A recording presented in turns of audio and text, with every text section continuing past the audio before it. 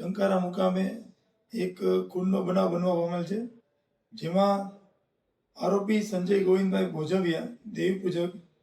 ને આશરે 1.5 વર્ષ પહેલાં મોરબીમાં રહેતા હોય ત્યારે બાજુમાં જ રહેતા આ કામના મરણ જનાર શકુબેન નામની મહિલા સાથે પ્રેમ થઈ ગયેલ અને તેના કારણે તેમના પત્ની ગંગાબેન તેમના બાળકોને છોડી અને સંજયભાઈને છોડી અને જતા રહેલ હતા. ત્યારબાદ આરોપી સંજયભાઈ 4 બાળકો અને શકુબેન સાથે રહેતા હોય, જેમાં ટંકારા મુકામે ભીમનાથ મહાદેવની સામે આવેલ ઝૂંપડામાં આ રહેતા હતા. દરમિયાનમાં શકુબેન અને અગાઉની પત્ની ગંગાબેન બાબતે ઝઘડો થવાના કારણે આરોપી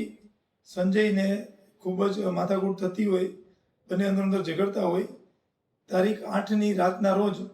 સંજયે પોતાના ઘરમાં રસોડામાં વપરાતા પાટલાથી જે મરણ જનાર શકુબેન છે એના માથામાં અને મોઢા ઉપર આડેધડ મારતા મરણ જનારનું મોત નીપજેલ હતું. અને ત્યારબાદ તારીખ 9ના રોજ સવારે 6 વાગ્યા આસપાસ આ આરોપીએ મરણ જનારની લાશને છકડો રિક્ષામાં નાખી લજાઈ ભીમનાથ રોડ ઉપર આવેલ ડેમી નદીની સામે બાવળની કાંટાળી ઝાડમાં નાખી અને લાશનો નિકાલ કરેલો હતો, જેથી આ બાબતમાં ગુનો દાખલ કરવામાં આવેલ અને ગુના કામે સંજય